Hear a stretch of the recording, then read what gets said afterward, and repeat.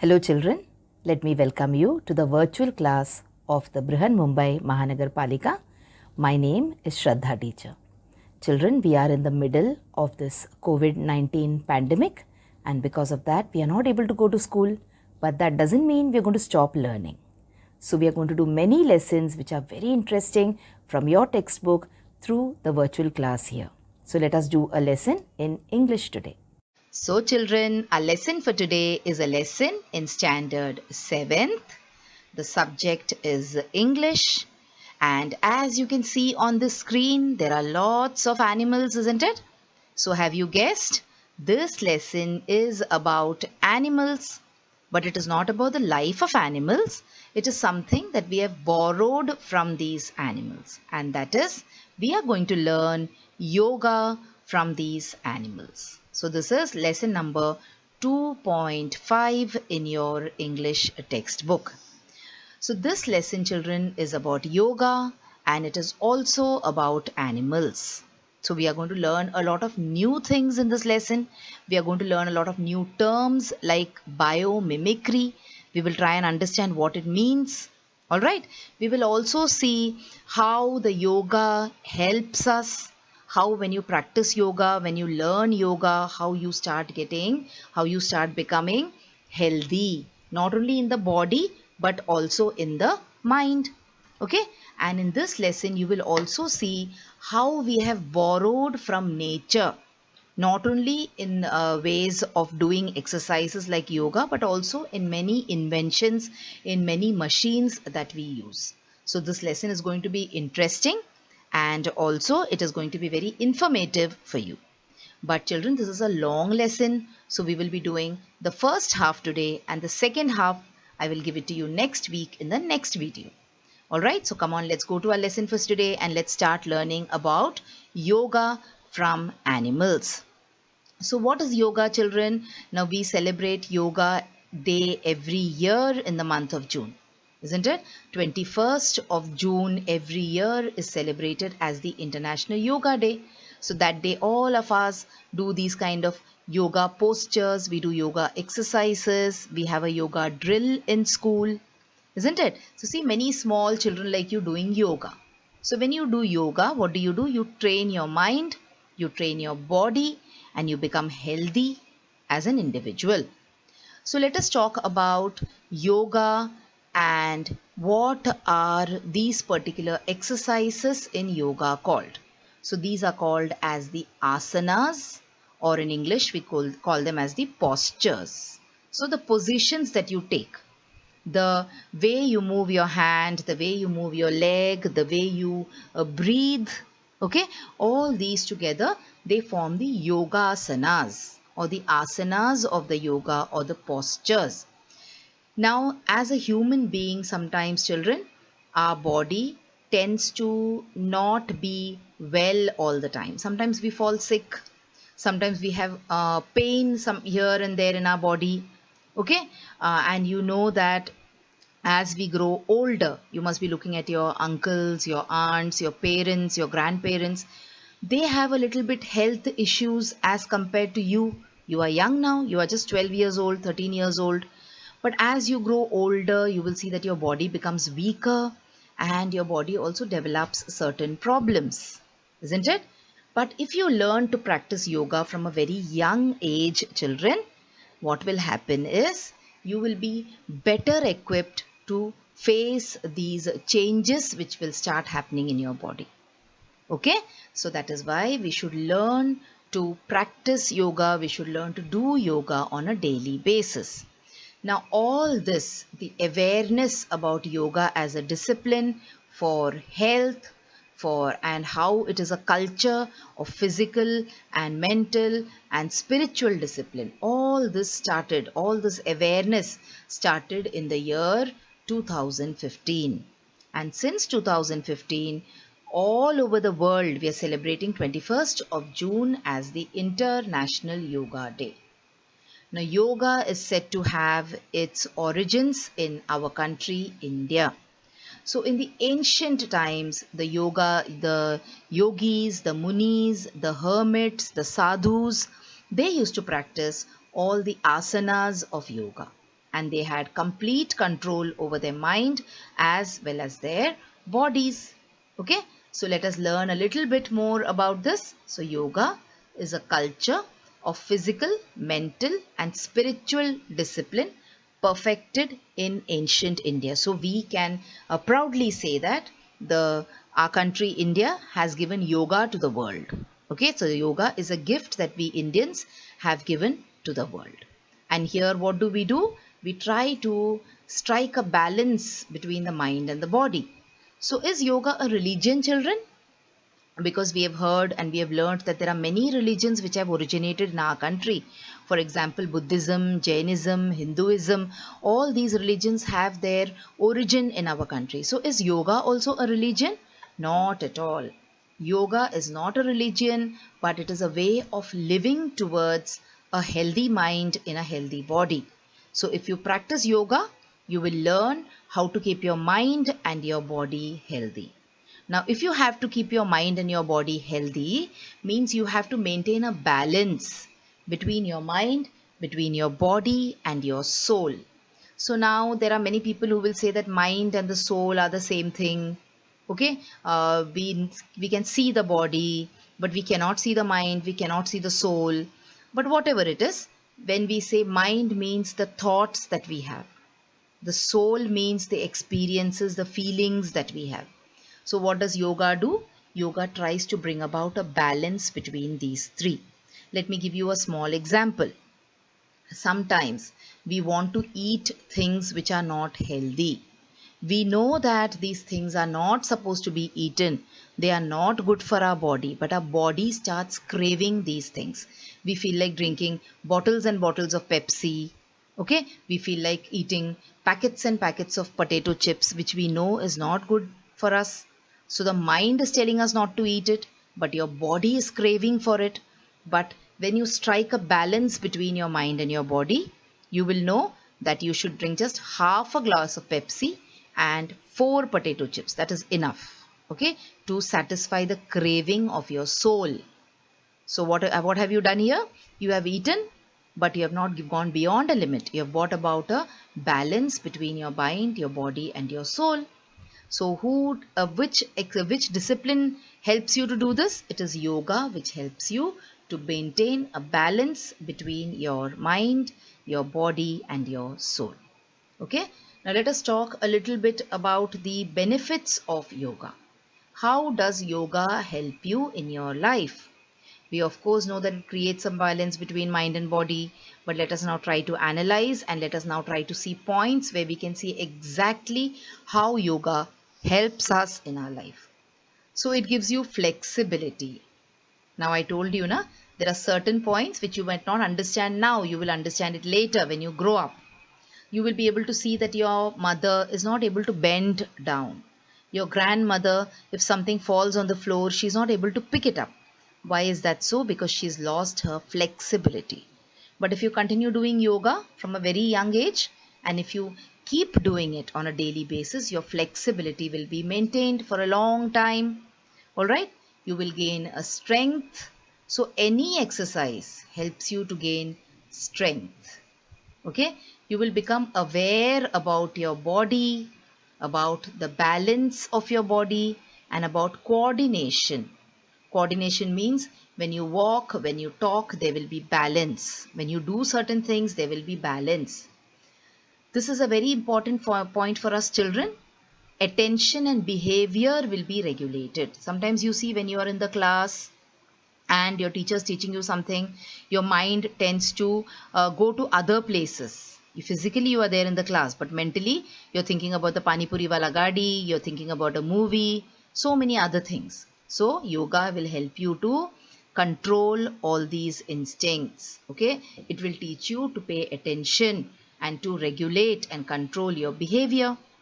Yoga will also develop your mental skills and development of language. Yoga will also help you to develop your social skills. Social skills means how you speak to others, how you talk to others, how you make friends and everything else. So you can see how important yoga is for us. Alright. So this was about the importance of yoga or the benefits of doing yoga. Now I told you in the beginning of the lesson, we are going to talk about certain new terms which you might not have heard about before. So there is this term biomimicry, which we associate with certain asanas in yoga. So before we go and talk about the asanas which have been mimicked from bio, that is from the living things other than human beings, let us understand what is biomimicry. So the definition of biomimicry is the development of artificial products or machines that mimic. Okay, what is mimic now? Mimic means to copy. Have you seen people like Johnny Liver doing mimicry of actors? Johnny Liver tries to talk like Shah Rukh Khan. Johnny Liver tries to talk like Nana Patekar. What is he doing? He's copying or he's mimicking that person. Okay. So when biomimicry is done, what are you doing? We are developing artificial products or machines that are copied or are inspired by biological phenomena. Certain things which are happening in nature. Okay, when you try to make a copy of that and you try to use it in your life, then that is called as biomimicry. Now, biological phenomena could also be plants or animals. So, isn't it simple? So, biomimicry, the word was so difficult, isn't it? But see, the meaning is so simple. Now, when I show you examples of biomimicry, you will understand it better. See, biomimicry. Can you see? The lizard climbs on walls. Does it ever fall off? Never it falls off. Why? Because it has got a kind of a, you can say, you have seen Spider-Man? How Spider-Man climbs on walls and he doesn't fall? Because he mimics the spider. So we have learnt a lot of things on how to hold on to things. You must have seen people cleaning the exterior of buildings. Okay, so they make use of Velcro, they make use of such things on their hands, and we are mimicking the animals like lizards, spiders, etc. Okay. See this? The Japanese bullet train is actually a design which is a biomimicry of the kingfisher. So have you seen this bird, the kingfisher? Look at its nose, look at the shape of its face. So the shape of the face of the kingfisher is so similar to the Japanese bullet train, isn't it? So this is also an example of biomimicry. You can search on Google, children. You will find many more examples. Okay. Now there is a limitation to how many examples I can show you here. But if you want to see more examples of biomimicry, you can go on to Google and just type biomimicry. I will try and show you some more examples. See here. Now this boy wants to ride a bicycle. And what happens when you want to ride a bicycle? You're scared of falling also if you do not know to ride it well. What will you do? You will use this helmet, isn't it? To protect your head from breaking if you fall. Have you seen a tortoise? How does a tortoise protect its body? It also uses a kind of helmet on its body. So we have copied this design from the tortoise, the design or the idea of protecting ourselves with something hard. Okay, so this is an example of biomimicry. Let me show you one more example. Have you seen these kind of suction cups used at home? You will see it on the legs of the dining table. You will see it hanging in the bathrooms. People use it as bathroom hangers. You will see that there are screws attached to this. Okay, you will see there are hooks attached to this. So why do people use this? Because it can stick to a particular place. It has got this suction kind of capacity in itself. Let us look at an animal. Have you seen this animal? Not in real life, but you must have seen it on TV, on National Geographic, etc. Have you seen these tentacles or the arms? This animal is the octopus. Okay, see, let's take a closer look at the arms of the octopus. Can you see any similarity between the cups on the arms of the octopus and the suction cup over here? All right. So these are all examples of biomimicry. You can think and you can try and find out many more examples of biomimicry. Why do we associate biomimicry with yoga now? So like I told you, there are many poses in yoga which are borrowed from nature, from plants and animals. Let us look at some of the poses. So this is the palm tree pose. We call it as the Tadasana. Okay, palm tree, the Tad. Now just like the palm tree sways gently from side to side, in the beginning you raise your hands, stretch your body, and then you sway from side to side. This is the Tadasana.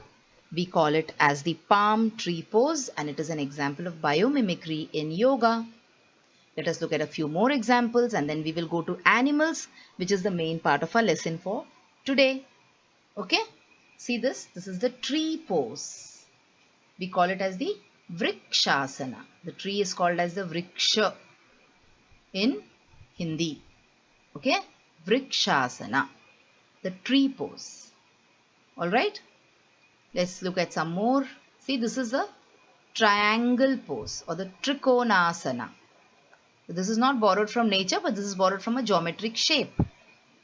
The trikon or the triangle. Isn't it wonderful how yoga has borrowed from nature and from other things as well? So now, before you start doing yoga, children, there are certain things which are very important to be considered. So you should always have a yoga instructor or a yoga teacher. Okay, if you are a beginner means if this is the initial stages where you started doing yoga, when you start doing yoga in the beginning, you need someone who will tell you the right way of doing it, because yoga is very useful, of course, but if you do it the wrong way, then there might not be any benefit for you. So you should always do it under the presence of a yoga teacher, or you should join a yoga class so that you can learn the basics of how you should do the asana and how you shouldn't. The next important thing is the place where you're doing yoga should be clean, airy and well lit. So it should be a room which is clean and which there is a lot of fresh air for you to breathe, and there is enough light also. Some people also do yoga out in the open like this. Okay, this is also a very good experience, but then you should look at the season. If it is raining heavily, you should not go out in the open and in the rain and do yoga. Alright, so these points you should remember. Then you will see that you should always make use of a yoga mat. So can you see this girl? She's not doing it directly on the floor. You might injure your muscles. So you should always make use of a yoga mat in order to do yoga. So these are the basics that when you start doing yoga, you should think of and you should consider all these things. Moving on, there is one very important thing. You should do yoga either in the morning, before you have your breakfast, before you have your nashta, okay, in the morning, or in the evening before you have your dinner. So always remember, you should not do yoga on a full stomach. After eating, you should never try to do yoga. So it should be in the mornings. So 6 o'clock I think is a good time in the morning. Okay, you get up and you freshen up, and from 6 o'clock to 7 o'clock you do yoga, and then you have your breakfast. In the evening also around 6 o'clock, 6:30, you do your yoga for an hour, and then you have your dinner at 7:30 or 8 o'clock. Okay, so these are important things that you should remember before you start doing yoga. Now let us go and practically look at some of the yogasanas, and we will let us connect to the lesson that we are doing today. Let us try to see the yoga poses with animal names. That is, the yoga poses which are borrowed from the postures of animals. So you have the butterfly pose, that is the Badakonasana. Can you see this one? Butterfly pose, the Badakonasana. Then you have the next pose, that is a dog pose, the Adhomukha Svanasana. Okay, we are not going to look at all of them in detail. We are just going to look at the ones which are there in our textbook in detail. So the dog pose or the Adhomukha Svanasana. Then you have the camel pose. Okay, that is the Ustrasana. Okay, Then you have the cat pose, that is the Marjaryasana, the cat pose. Then you have the swan pose, the Hamsasana. And finally you have the cobra pose. That is very dangerous to look at, isn't it? The Bhujangasana. Out of this we will look at the Bhujangasana. There is one more called as the Simhasana and the Marjaryasana today. The remaining, that is Garudasana and the Ustrasana plus the grammar part, we will do it in the next part of the lesson. So come on, let us see a few poses in detail. Now children, yoga is something which I cannot teach you here on a video. You can watch the video of course and take ideas, but do not try to practice yoga by looking at this video, because I am not teaching you yoga here. I am teaching you English. Okay. So let us try to get an idea of what these different poses are. You can keep your textbook also open. That will be good for your reference. So you have the Bhujangasana. So what is the Bhujangasana? The Bhujangasana, it looks like the cobra with its hood raised. That is why it is called as the Bhujangasana. So how to do a cobra pose? So first you will lift up your chest, you will expand it forward and up like this.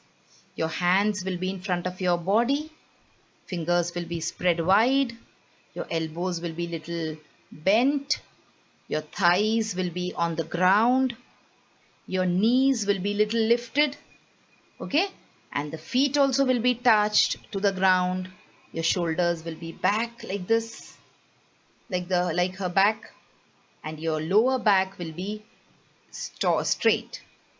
So this is how you will look if you're doing a Cobrasana, or you can call it as a Bhujangasana. Alright. Now let us look at a little other things about Bhujangasana. See, this is how this Didi here is doing the Bhujangasana. Can you see how she is doing it? There she goes down. She raises herself. Look at her arms, look at her back, look at her shoulders, her neck, her legs. Okay. So it is not a very difficult asana, children. It is quite a simple one. The Bhujangasana. This is a yoga pose that we have learnt from animals. That is from the cobra, to be specific. What are the health benefits of Bhujangasana? It helps to stretch the muscles in your shoulders, chest and abdomen. Your stomach, shoulders, chest will become very strong. It will relieve you of stress. So all the yogasanas will relieve you of stress. You will become stress-free. Your spine will become stronger. The spine is the backbone. It will become stronger. And it will improve your digestion. Okay? It will improve the health of your heart. And it will help you to concentrate. It will improve your focus. Okay? So these are the benefits of doing Bhujangasana.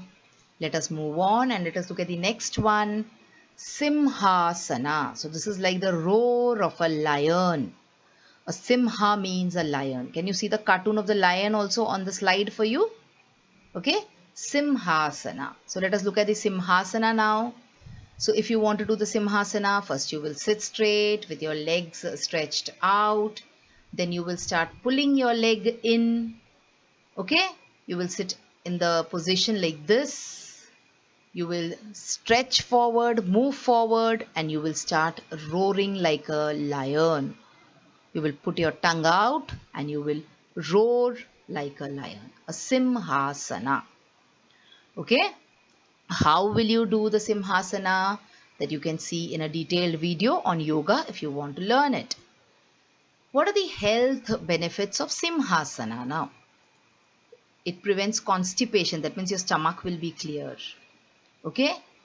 It will help to remove stress. I told you, every yogasana will help you to remove stress. It will be good for your heart. It will help in digestion. Every yogasana. So here this also will improve your digestive health. It will help you to reduce your back pain. So now you are children, okay, you might not be having back pain, but now if you know about this asana, you can tell your mother, you can tell your father, you can tell your nani, dadi that if you're having back pain, you should try to do the Simhasana. It is good for your face, your eyes, your throat, your tongue. Alright, because you're exercising your face, facial muscles. And it is good for your thyroid. It is good for your heart. So these are the benefits of Simhasana. Let us go to our last asana for today, children. We have 30 minutes lessons, isn't it? So what we will try to do is, we will do the remaining part next time like I told you. So we will look at the next asana for today. That is the Marjaryasana, or we call it as the cat pose. Now, this is also a yoga exercise or a asana for beginners. That is for people who are just starting to do yoga. Now you must have seen Swami Ramdev Baba doing yoga on TV. He simply twists and turns his body. When you look at him doing yoga, you wonder whether there are bones in his body. But remember, you should not try to do it now. We are all beginners. So we should try to start with these simple exercises which are there in your textbook. Alright. So the next one I told you is the Marjaryasana, or it is also called as the cat pose. It is very important for strengthening the muscles of your stomach and your back. So see, this is how the Marjaryasana is done. Can you see this Didi doing Marjaryasana here? So what do? You kneel down on your hands and knees. You place your knees, hands at shoulder distance apart. Like see, she's placed her hand like this. You inhale, means you take in air. You tilt your head back. You push your stomach down. And you hold this pose for 1 minute. Okay. After that, you come back to the normal position. And you should try to do this 5 to 6 times every day. So this was the cat pose or the Marjaryasana. Okay. Now there are many benefits also of the Marjaryasana. Now see, you can see some common benefits now. So it improves digestion is a common benefit. It relieves your mind of stress is a common benefit. So let us look at the other benefits. It gives flexibility to your spine, to your back, to the backbone which is there. It gives flexibility. It makes it flexible, so it will not pain. Alright. It will improve your digestion because it works on your abdomen. It will improve blood circulation. It will relax your mind. It will relieve you of stress. It will improve any kind of back pain that you have. And it will improve the posture or the position of your body. Okay, children. So today we talked about yoga. We talked about how yoga is an ancient, you can say, art form, or it's an ancient form of exercise which has developed in our nation. So yoga is a gift to the world which India has given. We also saw how people are becoming increasingly aware of the benefits of yoga. So from 2015 onwards, we celebrate 21st of June every year as the International Yoga Day. That is not only people in India, but people the world over celebrate this day as the International Yoga Day. We also talked about a very important concept, that is the concept of biomimicry. And we learned what the meaning of biomimicry is. And I tried to show you a number of interesting examples of what biomimicry is. And then we looked at what are the precautions you should take when you start doing yoga in the beginning. And finally, we looked at these three, you can say, interesting asana for beginners. That is the Bhujangasana, which is a very, very simple asana. And Bhujangasana is derived from the Sanskrit word Bhujanga, which means a cobra. That is when the cobra raises its hood. And when you do the Bhujangasana, you look almost the same. Okay. And then we talked about the Simhasana or the lion pose. all right, where you exercise all your facial muscles.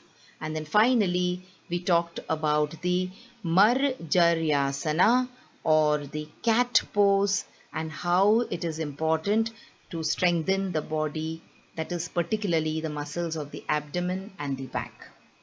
And like we discussed in the beginning of this lesson today, children, we will be doing part 2 of the lesson, learning yoga from animals, in the next video. So wait for my next video. So children, now you have watched the video. So after you watch the video now, you will have to complete a few simple tasks. Now you might have watched the video on your computers or your laptops or your mobile phones. Now after you watch the video, what will you do? You will please go to the description box which is given below the video. So what is the description box? See, the description box looks like this. Alright, and after you go to the description box, you will see that there are a few questions there. Now what are these questions about? These questions are about the lesson that we just learned or the video that you just watched. So what will you do? You will think back properly about the lesson and you will try and answer these questions and note down the answers in your notebook if you want.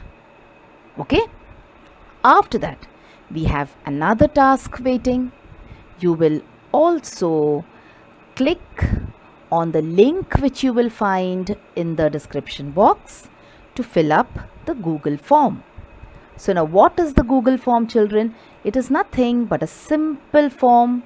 There are a few simple questions there about the video which you just saw and also about yourself.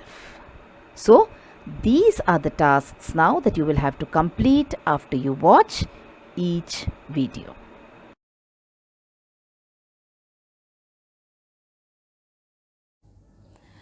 So children, wasn't that a very interesting lesson?